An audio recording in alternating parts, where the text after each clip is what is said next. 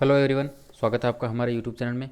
तो जैसा कि हम ऊष्मागतिकी एवं सांख्यिकीय भौतिकी यानी कि थर्मोडायनेमिक्स एंड स्टैटिस्टिकल मैकेनिक्स पढ़ रहे थे, तो उसी को कंटिन्यू करते हुए आज की हमारी जो हेडिंग है वो है स्थूल निकायों के मध्य ऊर्जा वितरण। ठीक है, तो आज हम पढ़ेंगे कि हमने स्थूल निकायों के बीच में जो हमारा ऊर्जा वितरण है वो किस प्रकार होगा।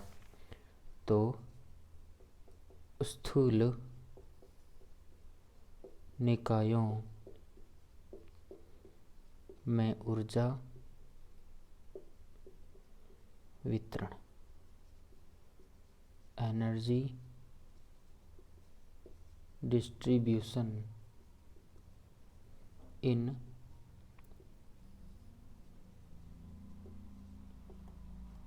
Micro system. ठीक है, तो दोस्तों देखिए कि स्थूल निकाय में ऊर्जा वितरण समझने से पहले आपको एक परिभाषा लिखनी पड़ेगी जो कि किसकी है, अभिगम्य अवस्थाओं की, है ना।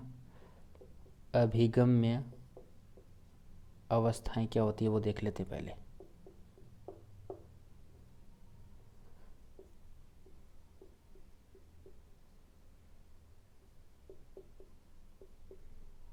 असेसिबल स्टेट, काफ़ी इंपॉर्टेंट डेफिनेशन सही।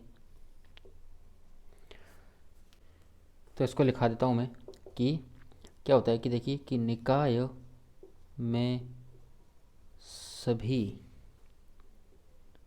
सूक्ष्म अवस्थाएं ऊर्जा संरक्षण नियम का पालन नहीं करती है।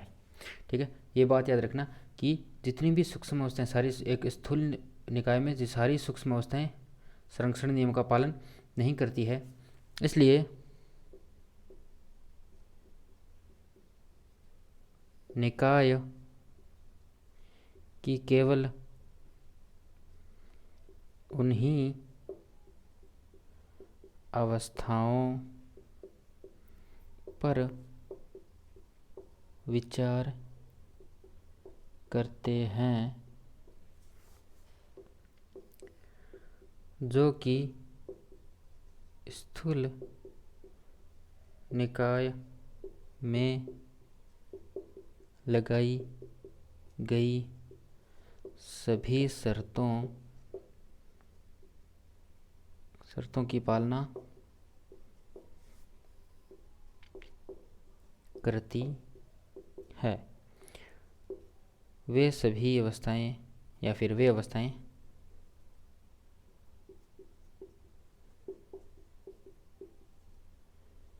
सूक्ष्म अवस्थाओं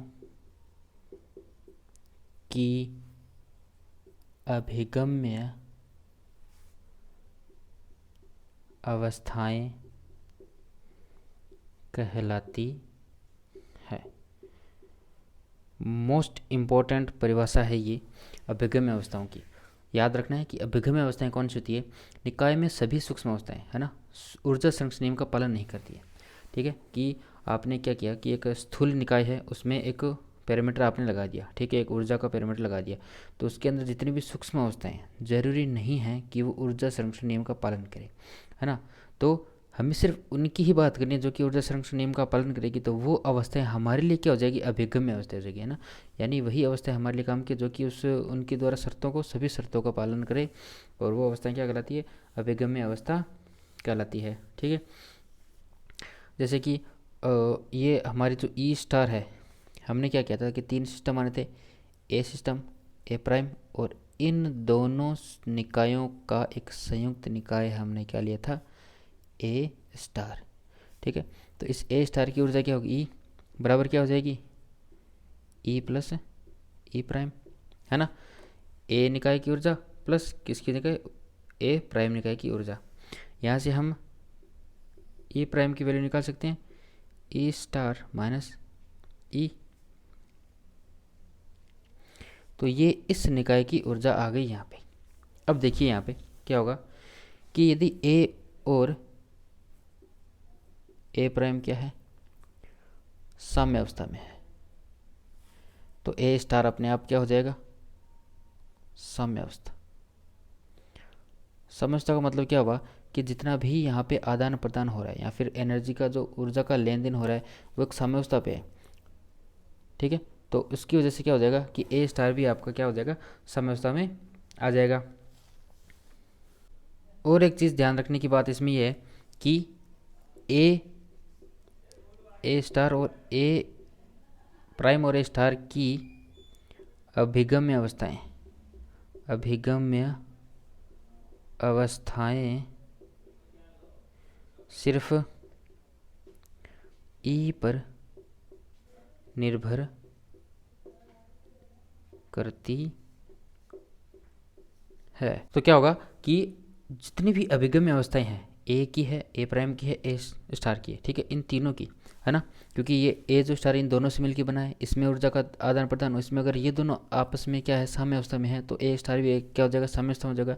इसकी ऊर्जा क्या होगी, इन दोनों के बराबर होगी। अगर हमें इसकी ऊर्जा निकालनी है तो हम इसमें से माइनस करके इसकी ऊर्जा निकाल सकते हैं।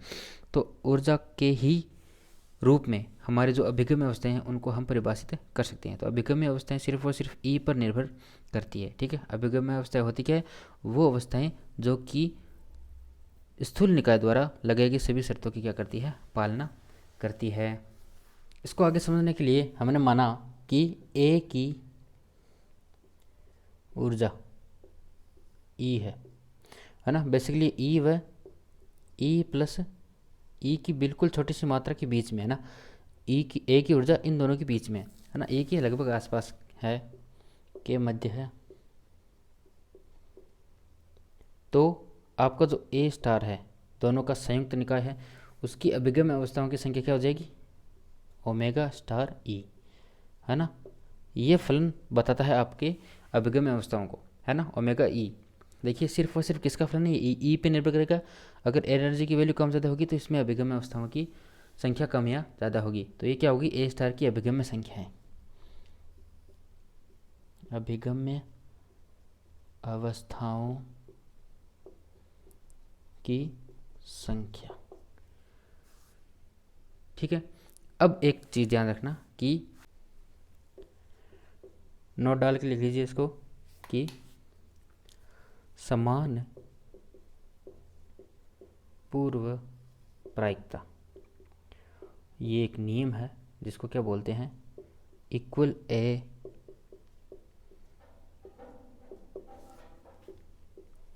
प्रोबेबिलिटी के सिद्धांत के अनुसार जब कोई निकाय साम्यावस्था में है तो निकाय की सभी अभिगम्य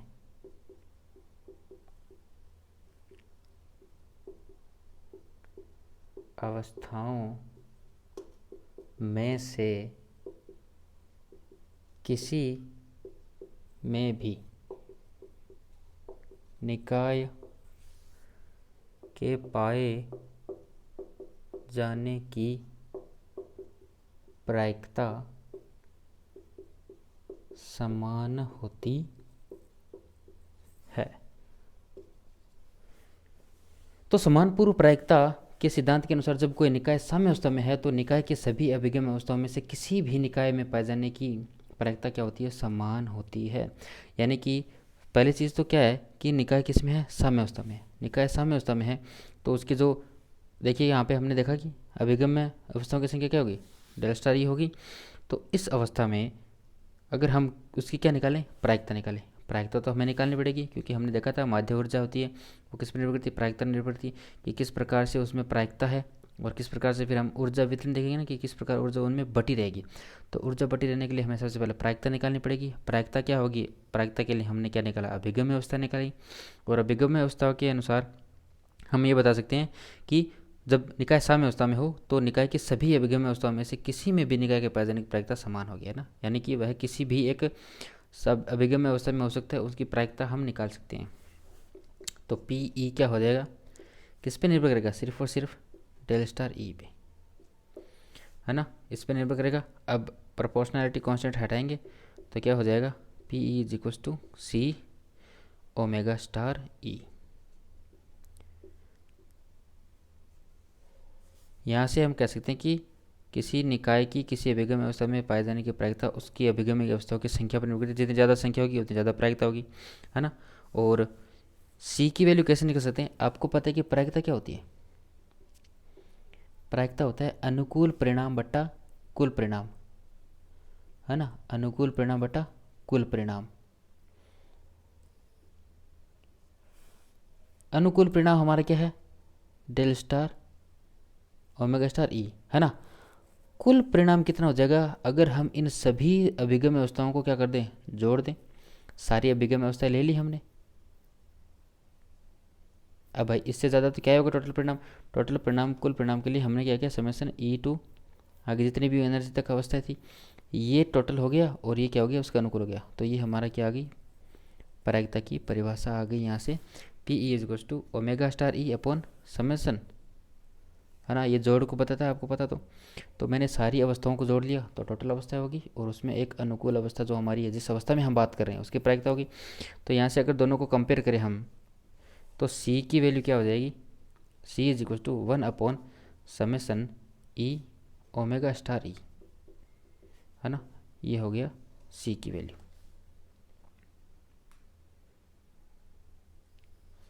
ठीक है, तो अब ओमेगा स्टार ई, अगर ये क्या था, पूरे एक संयुक्त निकाय का था ना, है ना। अगर संयुक्त निकाय का न्याय दिया हो और दोनों का अलग अलग दे रखा हो तो हम कैसे निकालेंगे, क्योंकि ए निकाय और ए स्टार निकाय दोनों से मिलके बना है अपना ए स्टार, है ना, ए प्राइम इन दोनों से मिलके बना है। हमें इनकी टोटल अभिगम अवस्था दे दी तो ठीक है, हम ये सूत्र लगा देंगे, प्रायिकता निकाल दी हमने। अगर इसकी और इसकी अवस्था दे दें तो क्या होगा, तो मैं बताऊँ आपको, तो ओमेगा स्टार ई की वैल्यू हो जाएगी ओमेगा ई मल्टीप्लाई में ओमेगा स्टार ई स्टार, है ना। ए की अभिगम अवस्थाएं गुणा में ए प्राइम की अभिगम अवस्थाएं, हमें क्या मिल जाएगी, टोटल संयुक्त अभिगम अवस्थाएं मिल जाएगी। ठीक है, और यहाँ से देखिए अगर इसके साथ कंपैरिजन करें तो पी ई की वैल्यू क्या आ जाएगी, प्रायिकता क्या आ जाएगी, सी इसकी अभिगम अवस्थाएं गुणा इसकी अभिगम अवस्थाएं। तो ये दो सूत्र हो जाएंगे आपके अभिगम्य अवस्थाओं के। याद रखना अभिगम्य अवस्था कौन सी होती है, जो कि स्थूल निकाय की सभी शर्तों का क्या करती है, पालना करती है। और यहाँ से अभिगम्य अवस्था आ गई, अभिगम्य अवस्था से हमने क्या निकाल लिया, प्रायिकता निकाल ली यहाँ पे। ठीक है, अब जैसे कि हमने ए स्टार की बात कर ली थी, हमने प्रायिकता देख ली, अभिगम्य अवस्था देख ली, लेकिन हम जानते हैं कि किसी ए निकाय में, है ना, जो कणों की संख्या होती है वो बहुत ज़्यादा होती है ना। और कितनी होती है, 10⁻24 कोटि की इतनी थी, है ना। इतने के मल्टीपल में वहाँ पे क्या होते हैं कि उसमें कणों या फिर अणु उसके अंदर रहते हैं। और अगर मैं एक कण की डिग्री ऑफ फ्रीडम की बात करूँ, जैसे कि ये कण है, जैसे अगर हम 3D बात करें तो ये एक्स में, वाई में और जेड में जा सकते, तो इसकी डिग्री ऑफ फ्रीडम कितनी होगी, 3 होगी, यानी स्वातंत्र्य कोटि, है ना। स्वतंत्र कोटि क्या होती है, डिग्री ऑफ फ्रीडम। इसके नाम में देखिए आप कि डिग्री ऑफ फ्रीडम यानी कितनी डिग्री में वो मूव कर सकता है, वो क्या कहती है, उसकी एक डिग्री ऑफ फ्रीडम कहलाती है। तो अगर एक पार्टिकल की डिग्री ऑफ फ्रीडम मान लो 3 है तो 10⁻24 की डिग्री खूब सारी होगी ना, है ना। तो इस वजह से जो टोटल डिग्री ऑफ फ्रीडम है,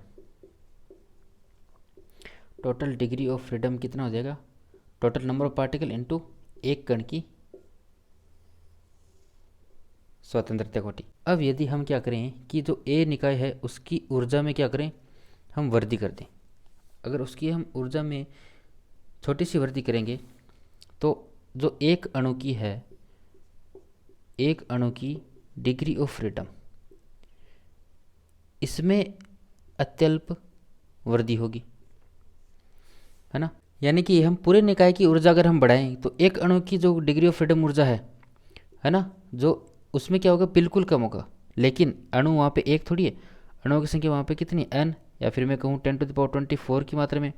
तो इससे क्या हो जाएगा कि उसकी जितनी भी अभिगम्य अवस्थाएं हैं, अभिगम्य अवस्थाएं, उनकी संख्या में बहुत ज़्यादा बढ़ोतरी आ जाएगी। अभिगम्य अवस्थाएं बहुत ज़्यादा मात्रा में क्या हो जाएगी, बढ़ जाएगी। तो अभिगम्य अवस्थाएं हमने देखा था कि डेल ई होती है ना, एनर्जी के छोटे से मान में चेंज करने पे डेल्टा जो ओमेगा ई है उसमें बहुत ज़्यादा चेंज आ रहा है। तो इससे हम क्या कह सकते हैं कि जो अपना ओमेगा ई है ना, ओमेगा ई एनर्जी का एक द्रुततः वर्धमान फलन, यानी कि मैं कहूँ रैपिडली इंक्रीजिंग फंक्शन है। ये चीज़ याद रखना, मोस्ट इंपॉर्टेंट लाइन। आपने किसी निकाय की ऊर्जा में हल्की सी वृद्धि की, प्रति जो डिग्री ऑफ फ्रीडम है, एक अणु की ऊर्जा में कोई ज़्यादा फर्क नहीं आएगा, लेकिन अणुओं की संख्या क्या है, बहुत ज़्यादा है। तो उसके वजह से जो सूक्ष्म अवस्थाएं उनमें जो ऊर्जा के स्तर है वो बढ़ जाएंगे और उनकी अभिगम्य अवस्थाएं क्या हो जाएगी, बहुत ज़्यादा बढ़ जाएगी। तो अभिगम्य अवस्था बढ़ने से हम ये कह सकते हैं कि ई की स्मॉल वैल्यू, छोटे से मान में परिवर्तन करने से उसकी जो अभिगम अवस्थाएं हैं उसमें बहुत ज़्यादा वृद्धि हो जाएगी। इसका मतलब ये है, ये दूरतः है वर्धमान फलन है इसका, है ना, ए का। अब आपने ए में वृद्धि की, ए और ए प्राइम की ऊर्जा में हमने रिलेशन देखा था, वो क्या था कि ई प्राइम इक्वल टू क्या था, ई स्टार माइनस ई, है ना। टोटल ऊर्जा में से ए निकाय की ऊर्जा निकालो तो किसकी बच जाएगी, ए स्टार की निकाय, ए प्राइम की निकाय की ऊर्जा बच जाएगी। तो इसका मतलब अब क्या हो गया कि जो ओमेगा ई प्राइम ई है ना, वो ई प्राइम का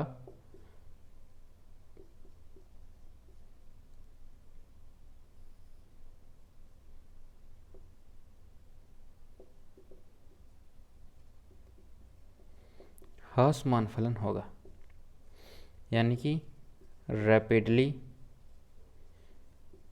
डिक्रीजिंग फंक्शन।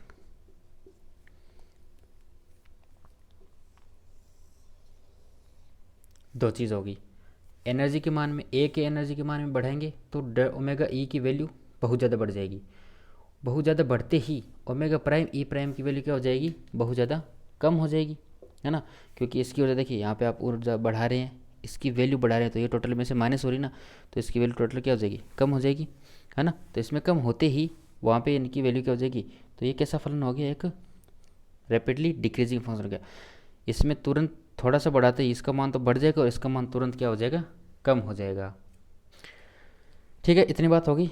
अब हमने क्या देखा था स्टार्टिंग में कि जो पी ई था वो क्या था, सी ओमेगा ई गुणा में क्या था, ई प्राइम, इन दोनों का मल्टीप्लाई।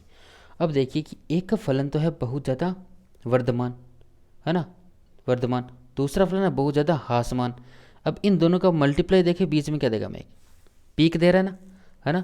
तो यहाँ से हमने क्या पाया कि जो प्रायिकता है ना, वो देखिए कि इन दोनों का मल्टीप्लाई हमें क्या दे रहा है, प्रायिकता दे रहा है। तो प्रायिकता हमें क्या दे देगा, एक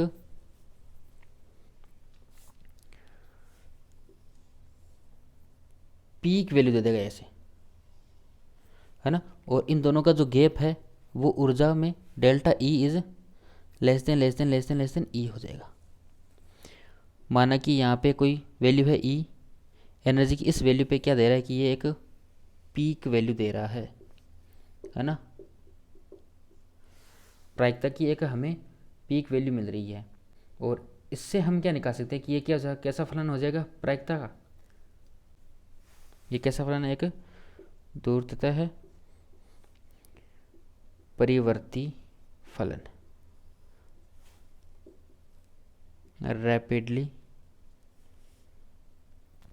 चेंजिंग, या फिर मैं कह दूं वेरिंग, है ना, जो वेरी कर रहा हो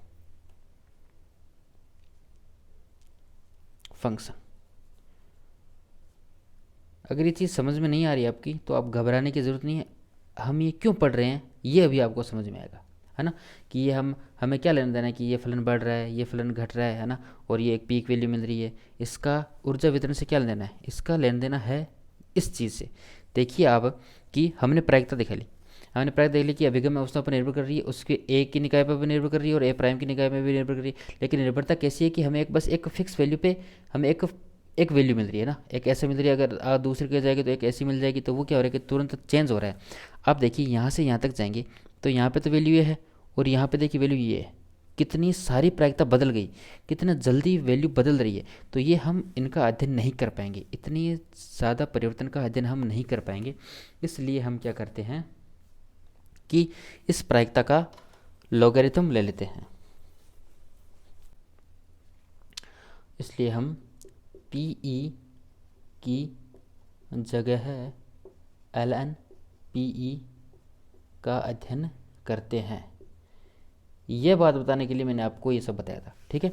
हमारा नतीजा क्या है कि पी ई की हम डायरेक्ट वैल्यू की बात नहीं करेंगे, हम सिर्फ और सिर्फ ln, यहाँ पे एक लॉगरिथम फंक्शन, एक लॉग लेके हम उसका अध्ययन करेंगे, क्योंकि यह लॉग फंक्शन रैपिडली वेरीफाई नहीं करता है, धीरे धीरे चेंज होता है। धीरे धीरे चेंज होगा तो हमारे अध्ययन में आसानी होगी, इसलिए हम ln पी ई का अध्ययन यहाँ पे करते हैं, ना कि सीधा पी ई, क्योंकि सीधा पी ई किस पे निर्भर करता है, ओमेगा ई और ओमेगा प्राइम ई के मल्टीप्लाई होता है। ये देखिए यहाँ पे ये क्या हो रहा है, तुरंत बढ़ रहा है, ये तुरंत कम हो रहा है। इससे वजह से क्या हो रहा है कि वैल्यू बहुत जल्दी बदल रही है। हमें इतनी जल्दी वैल्यू नहीं बदलनी है, हमें धीरे धीरे परिवर्तन वाला निकाय चाहिए। इसलिए हम क्या करते हैं कि पी ई की जगह हम ln पी ई की लेके चलते हैं। तो इस देखिए इस इक्वेशन में अगर दोनों तरफ हमने लॉग ले लिया तो क्या हो जाएगा, ln P E is equal to multiply में देखिए ln सी प्लस क्या हो जाएगा ln ओमेगा ई प्लस क्या हो जाएगा ln omega prime E prime.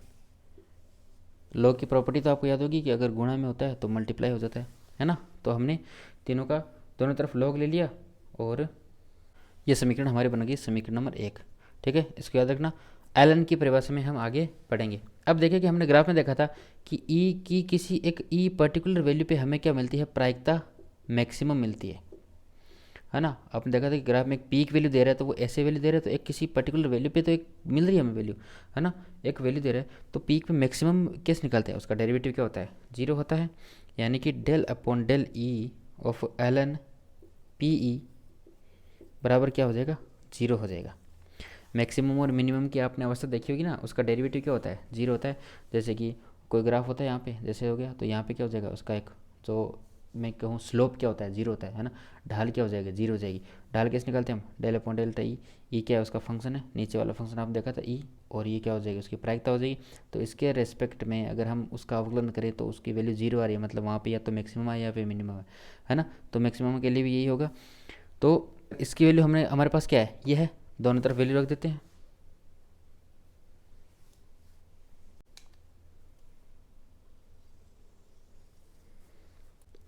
तो अवकलन की परिभाषा देखिए, अगर हम इसका अवकलन करेंगे तो पूरे फलन का ln का क्या हो जाएगा, 1/p। तो इसका क्या हो जाएगा कि 1/pe गुणा में क्या हो जाएगा इसका डेल अपॉन डेल ई, है ना। जो अंदर वाला बचा वो क्या है, pe है,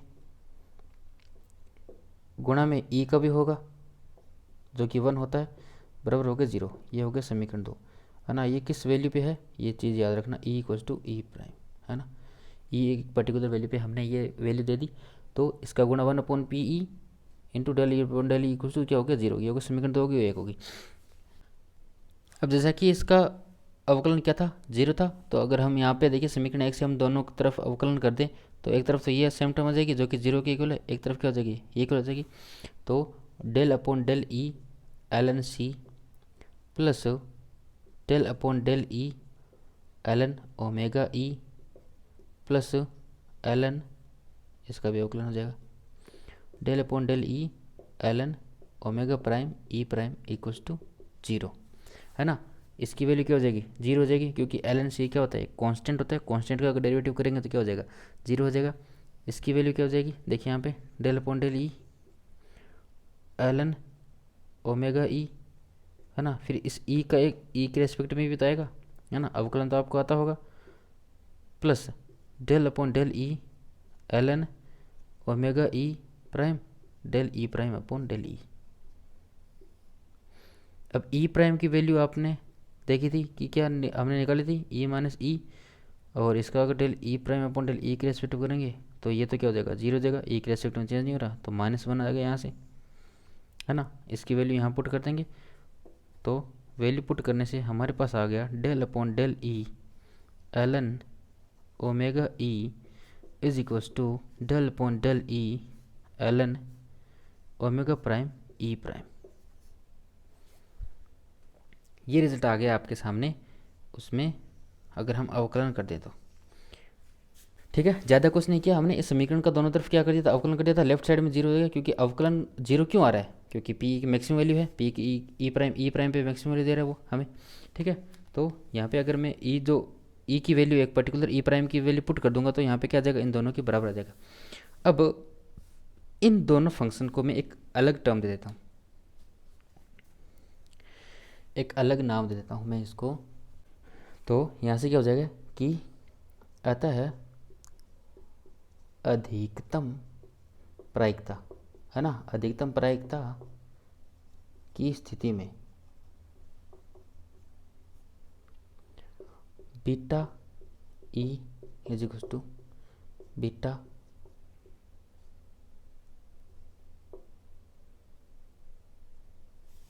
ये वैल्यू हो जाएगी आपकी उस पर्टिकुलर ऊर्जा पर वैल्यू जो कि प्रायिकता थी। याद करो उस ग्राफ को हमने देखा था, है ना, कि एक कैसा था ग्राफ, इस पर्टिकुलर वैल्यू पे हमारे जो पी ई है उसकी वैल्यू क्या थी, मैक्सिमम थी।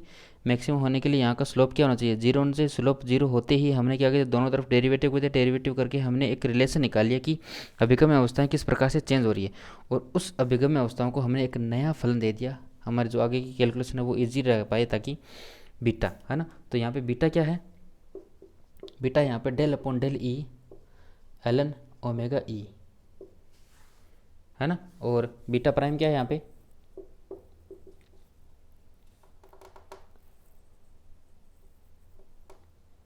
Del upon del E ln omega prime E prime. ये ए प्राइम निकाय के लिए, ये ए निकाय के लिए, दोनों में, यानी कि इससे आप क्या समझ सकते हैं कि जो जो अभिगम्य अवस्थाओं की दर है ना, ए निकाय में और दूसरे निकाय में दोनों का जो परिवर्तन है ना वो समान है। जिस रेट से इसमें परिवर्तन आ रहा है उसी रेट से ए निकाय में परिवर्तन आ रहा है, यानी कि यह कैसी अवस्था हो सकती है, साम्य अवस्था की अवस्था होगी यहाँ पे, है ना। यहाँ पे क्या आ गया, एक साम्य अवस्था आ गई। हमने कुछ नहीं किया, हमने सिर्फ और सिर्फ क्या देखा कि जो जो कुछ हो रहा था हमने उनको एनालिसिस करते रहे।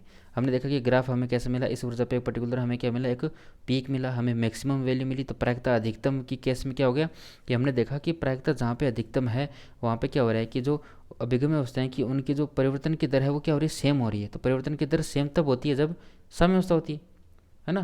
तो यहाँ से आप क्या कह सकते हैं कि उष्मीय अन्योन्य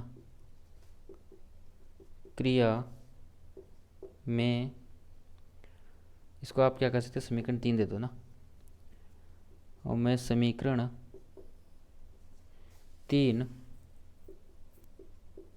साम्य अवस्था के लिए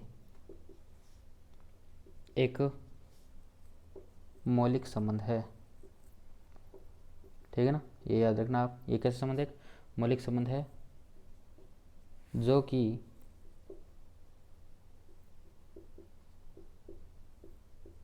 अधिकतम प्रायिकता, जो कि क्या है कि अधिकतम प्रायिकता पीई की अवस्था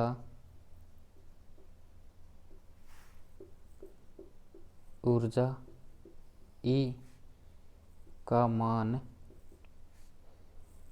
प्रदान करता है, ठीक है। तो उसमें निम्नलिखित में समीकरण 3 जो ये समीकरण है ना, ये आपको क्या बताता है, साम्य अवस्था के लिए एक मौलिक संबंध बताता है ना, जो कि अधिकतम प्रायिकता पी की अवस्था में ऊर्जा ए का मान प्रदान करती है। आपको ये बोल दिया गया कि अधिकतम प्रायिकता कब आती है, जब एक ऊर्जा की ये वैल्यू होती है, और उसमें हम इस समीकरण के द्वारा हम इसको निकाल सकते हैं। तो इस प्रकार से यहाँ पे ऊर्जा की जो वितरण है वो इस प्रकार रहता है कि अधिकतम हमें क्या मिलनी चाहिए, प्रायिकता मिलनी चाहिए। अधिकतम प्रायिकता उस ऊर्जा की पर्टिकुलर वैल्यू पे मिलेगी, है ना, ई पे मिलेगी, और उससे हम जो अभिगम्य अवस्था है उससे रिलेशन से हम जो ये रिलेशन है या फिर ये कह दूँ, बात तो एक ही है, हमने सिर्फ इनको नोटेशन क्या दिया है, बीटा बोल दिया, इसको बीटा बोल दिया, इसको बीटा प्राइम बोल दिया। तो ये समीकरण या फिर ये समीकरण बात तो एक ही हो गई, ठीक है। तो ये चीज़ होगी यहाँ पे। अब इससे एक बीटा के फलन से हमारे एक क्या आता है कि नई टर्म आती है ताप की परिभाषा। यहाँ से आती है आपकी ताप की परिभाषा, है ना। बीटा फलन को आपने समझ लिया था।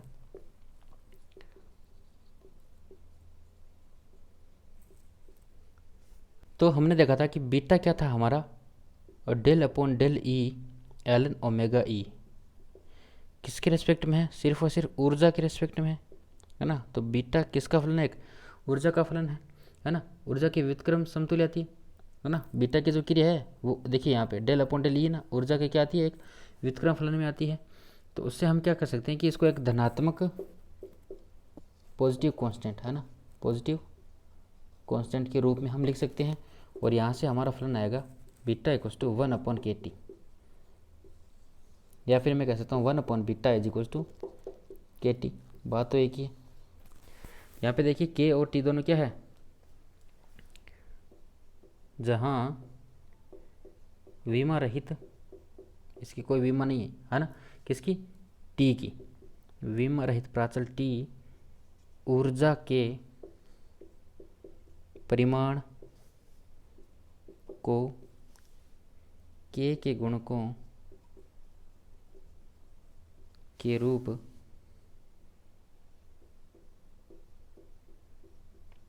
व्यक्त करता है।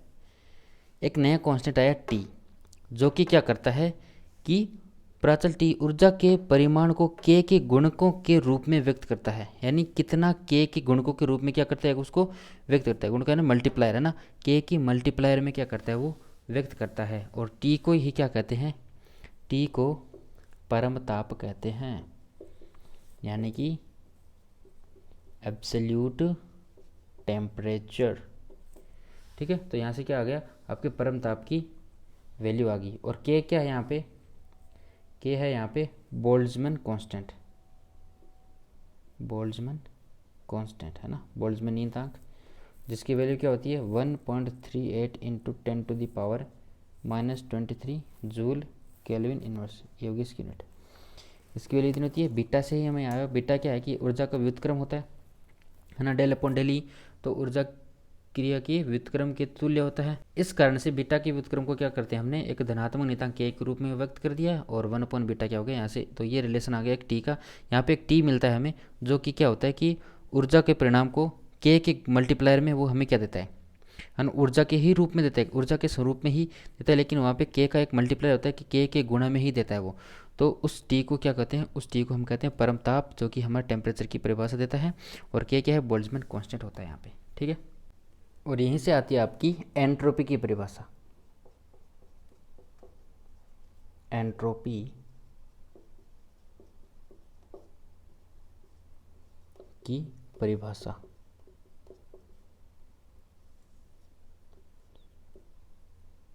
किससे, बीटा जो फलन हमने निकाला था उससे हमने क्या निकाला, ताप की परिभाषा हमने निकाल दी। अब देखते हैं कि एंट्रोपी क्या होता है। तो हमने क्या देखा था कि बीटा बराबर क्या था 1/KT, है ना, या फिर मैं कह दूं 1/T कुछ क्या हो जाएगा, K बीटा, है ना। तो यहाँ से 1/T बराबर क्या हो गया, K बीटा की वैल्यू मैं रख देता हूँ del upon del E ln omega E, है ना, ये तो वैल्यू थी। और 1/T बराबर इस K को क्या कर सकता हूँ, मैं अंदर तो ले सकता हूँ, है ना, कांस्टेंट है ये, तो कोई फर्क थोड़ी पड़ता है इसको अवकलन के अंदर रखूँ या फिर बाहर रखूँ। तो यहाँ से 1/T बराबर क्या हो गया, del S upon del E, इसको एक नया वर्ड दे दिया। और यहाँ पे S क्या हो गया, K ln ओमेगा ई। ये S ही क्या है, हमारी एंट्रोपी होती है ना, था ना सिंपल। S क्या है, हमारी एंट्रोपी है। एक नया टर्म हमने दे दिया था, कैसे, ताप की परिभाषा से हमने बीटा की परिभाषा आ गई थी हमारी, बीटा से हमने ताप की परिभाषा निकाली, ताप की परिभाषा से हमने एंट्रोपी की परिभाषा निकाल दी। S क्या है, K ln ओमेगा ई। अब देखिए ये भी E पे है, E का फलन है, तो इसकी विमा भी क्या होगी, ऊर्जा की विमा होगी, है ना। इसका यूनिट भी क्या होगी, ऊर्जा की यूनिट होगी। S यहाँ पे क्या है, S यहाँ पे निकाय की एंट्रोपी कहलाती है ना। ठीक है, संपूर्ण परिभाषा के तौर पे आप क्या लिख सकते हैं कि निकाय की एंट्रोपी निकाय की एंट्रोपी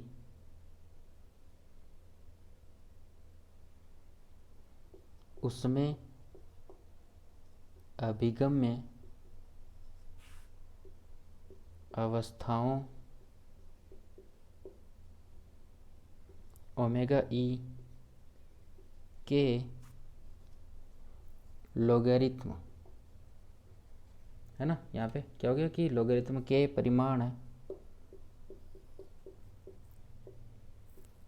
को नापती है। तो ये परिभाषा होगी आपकी एंट्रोपी की। एंट्रोपी क्या करती है, देखिए यहाँ पे के ln ओमेगा ई है ना। तो निकाय की अभिगम्य सूक्ष्म अवस्थाएं जो है उनके लोगरिथम के परिमाण को नापती है। क्या नापती है, एंट्रोपी नापती है, ठीक है।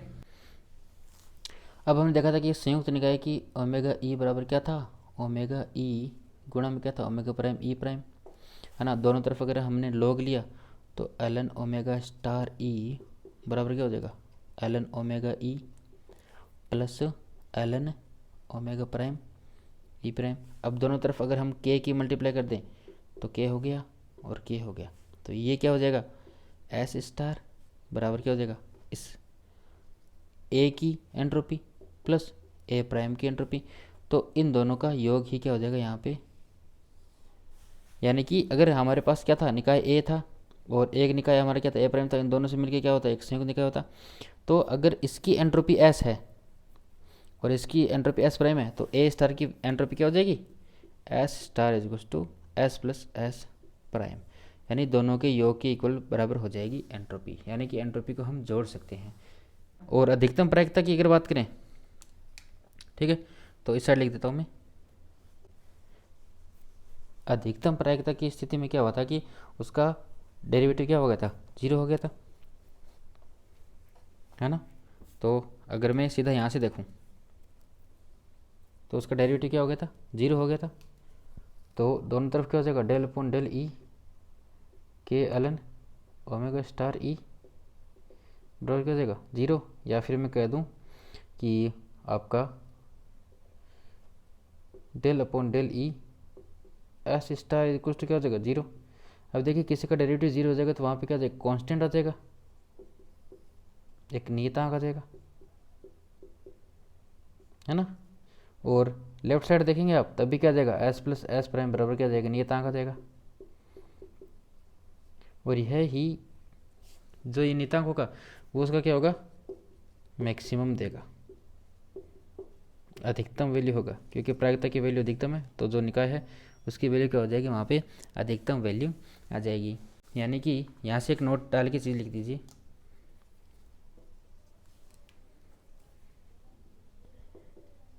कि अधिकतम कुल एंट्रोपी की अवस्था अधिकतम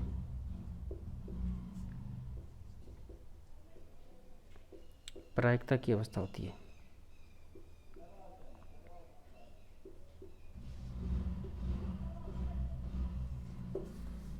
ये चीज़ आप याद रखना, ठीक है, नोट डाल के। और यह तब होगा जब बीटा ई बराबर क्या हो जाएगा, बीटा ई प्राइम के, यानी साम्य अवस्था में हो जाएगा, है ना। ये तब होगा जब साम्य अवस्था में दोनों का जो क्या हो जाएगा, बीटा फंक्शन क्या हो जाएगा, दोनों का बराबर हो जाएगा। या फिर मैं कह दूँ बीटा से हमारा क्या आया था, टी आया था, दोनों का अगर तापमान क्या हो, समान हो, तो ही यह अवस्था स्पष्ट होगी। तो देखिए कि हमने देखा था कि अधिकतम प्रायिकता क्या थी, प्रायिकता किससे रिलेटेड थी, उसकी अभिगम्य अवस्था से। अभिगम्य अवस्था से हमें क्या मिली थी, एंट्रोपी मिली थी, है ना। तो हम सीधा समझ निकाल सकते हैं कि अधिकतम एंट्रोपी मतलब अधिकतम प्रायिकता, है ना। अधिकतम प्रायिकता, अधिकतम एंट्रोपी और अधिकतम क्या हो जाएगी उसकी अभिगम्य अवस्थाएं, तो सब क्या हो जाएगा, मैक्सिमम वैल्यू वहाँ पे आपको मिल जाएगी। सिर्फ कंडीशन ये है कि वहाँ पे साम्य अवस्था होनी चाहिए। साम्य अवस्था की कंडीशन क्या है कि beta is equal to beta prime E prime यहाँ पे हो जाएगा, ठीक है। अब देखिए इसका जो रिजल्ट है वो क्या निकला है, इसका रिजल्ट ये निकला है कि जो आपके ए निकाय की ऊर्जा थी ना ई, वो ए स्टार में, है ना, क्योंकि संयुक्त निकाय के अंदर ही तो उसकी ए है, वह निकाय में इस प्रकार संबंधित होती है ना। ऊर्जा जो है वो इस प्रकार से डिस्ट्रीब्यूट होती है, इस प्रकार से संबंधित होती है कि वह निकाय ऑटोमेटिकली एक अधिकतम प्रायिकता की स्थिति में आ जाए, यानी उसकी एंट्रोपी क्या हो जाए, एक मैक्सिमम हो जाए, अधिकतम प्रायिकता स्थिति में आ जाए, तो वह उसकी क्या हो जाएगी, एक मोस्ट रैंडम स्टेट में वह आ जाएगा, यानी अधिकतम यादृच्छिक अवस्था में आ जाएगा। तो ऊर्जा क्या हो जाएगी इस प्रकार, है ना। हमने देखा ई की वैल्यू पे एक मैक्सिमम आ रहा है, मैक्सिमम वैल्यू आके ऑटोमेटिकली जो निकाय ए की जो ऊर्जा है ना ई, वह ए स्टार में इस प्रकार संबंधित होगी कि वह ऑटोमेटिकली क्या हो जाएगा कि एक मैक्सिमम प्रोबेबिलिटी में आ जाएगा, है ना। और फिर हमने देखा था कि प्रायोबिलिटी जो प्रायोरिटी का रूल था उस सिद्धांत के हिसाब से सबकी प्रायिकता समय पाए जाने की प्रायिकता क्या हो जाएगी, समान हो जाएगी। उससे हम प्रायिकता निकाल लेंगे और ऊर्जा की वैल्यू हम वहाँ से हम निकाल लेंगे। ठीक है, तो इसका रिजल्ट ये हो गया। नेक्स्ट हेडिंग है आपकी उष्मीय साम्यावस्था की ओर उपगमन, है ना। अब देखते हैं कि जो आपका उष्मीय साम्यावस्था है वो क्या होता है। इसकी सिर्फ दो ही कंडीशन है, मैं आपको लिखा देता हूँ, वो आपको याद रखनी है और उसके अलावा कुछ नहीं होगा। पहली बात है कि यदि उष्मीय अन्योन्य क्रिया करने वाले निकायों प्रारंभिक माध्य ऊर्जाएं इस प्रकार है कि वे प्रतिबंध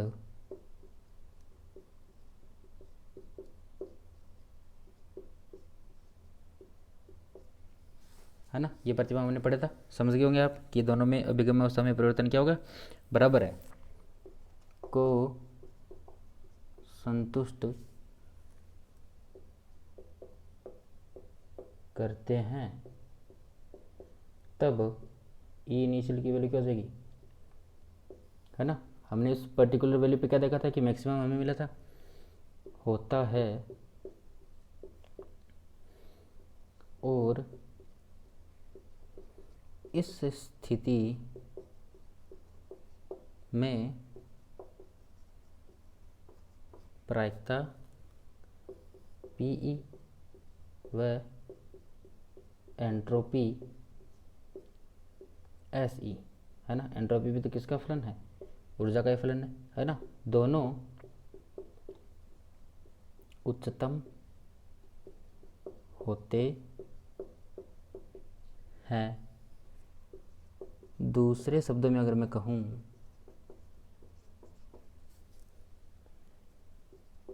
दोनों निकाय परस्पर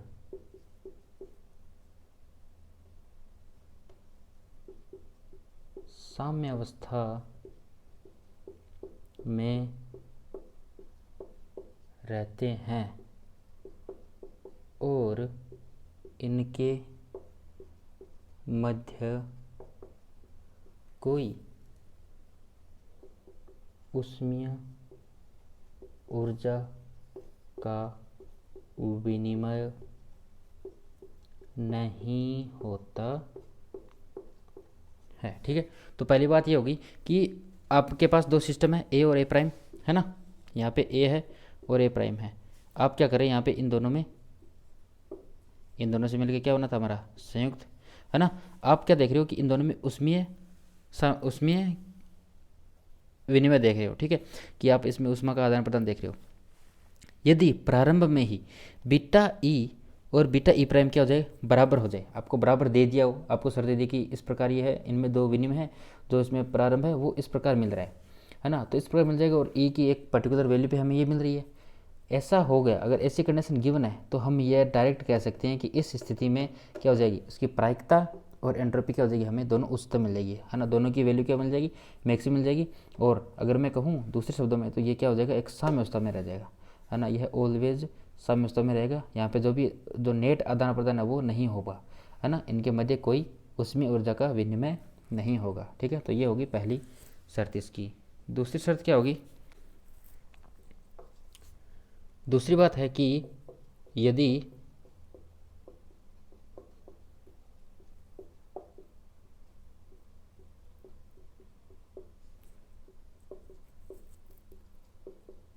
इस प्रकार है कि प्रतिबंध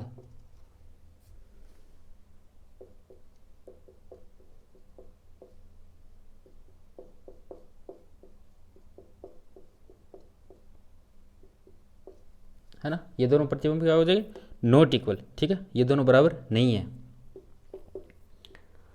तो उष्मीय संपर्क होने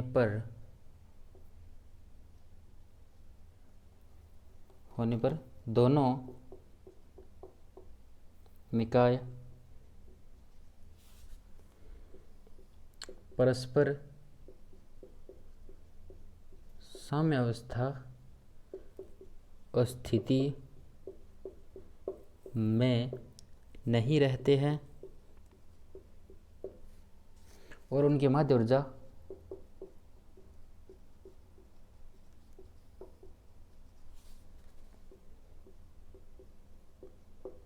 में परिवर्तन होता है।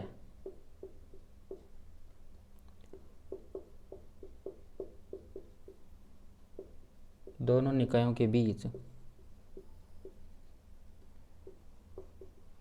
ऊष्मा विनिमय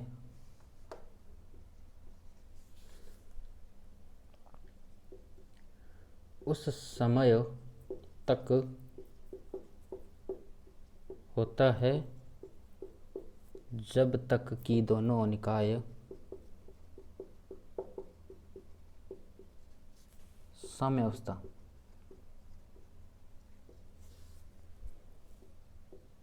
में, या फिर साम्यावस्था की क्या शर्त होगी यहाँ पे, है ना, ई की वैल्यू क्या हो जाएगी, उस पर्टिकुलर ई की वैल्यू तक हो जाएगी, या फिर मैं कहूँ कि बीटा फाइनल क्या हो जाएगा, बीटा प्राइम फाइनल के बराबर हो जाएगा, है ना। इनिशियल में तो बराबर नहीं है और उसमें आदान प्रदान हो के ये क्या हो जाएगा, फाइनल में बराबर हो जाएगा, को नहीं प्राप्त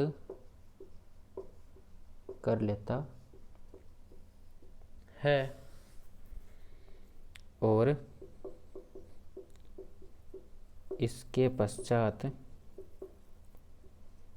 ऊष्मीय विनिमय रुक जाता है। ठीक है, तो ये आपको समझ में आ गया। राइटिंग का थोड़ा सा इश्यू हो सकता है, तो मैंने साथ साथ में बोल दिया, आप लिख लेना, क्योंकि अगर मैं स्लो लिखता हूँ तो वीडियो की लेंथ काफ़ी ज़्यादा हो जाएगी। तो बेसिकली यही कहना चाहता है कि अगर कोई दो निकाय आपने सेम वही चीज़ ए है और ए प्राइम है, दोनों क्या है कि साम्यावस्था में नहीं है ना, तो उसके बीच में क्या होगा, ऊष्मा का आदान प्रदान होगा, और तब तक होगा जब तक कि दोनों क्या ना हो जाए, साम्यावस्था में ना आ जाए। ठीक है, तो हमने साम्यावस्था को पढ़ लिया कि उसमें साम्यावस्था की ओर उपगमन कैसे होगा, कि उसमें साम्यावस्था कब आती है, जबकि आपने देखा कि ये प्रतिबंध याद रखना आप, बीटा से हमने ताप को पढ़ा, ताप से हमने एंट्रोपी की वैल्यू निकाली, है ना। तो वो चीज़ें सूत्र याद रखना, जितना भी हमने पढ़ा उसको एक बार देखना अच्छे से, फिर समझना और याद रखने की कोशिश करना, और कैसे लिखना है मैंने सब कुछ आपको लिखा दिया है। ठीक है, तो इस वीडियो को हम इतना रखते हैं। नेक्स्ट वीडियो में हम जो ताप की हमने पढ़ी थी उसकी ताप की और ज़्यादा हम अवधारणा करेंगे स्टडी उसकी। ठीक है, तो मिलते हैं नेक्स्ट वीडियो में। अगर कोई डाउट हो, कोई दिक्कत हो तो आप मुझे कमेंट सेक्शन में पूछ सकते हैं। चलिए फिर मिलते हैं नेक्स्ट वीडियो में। Thanks for watching.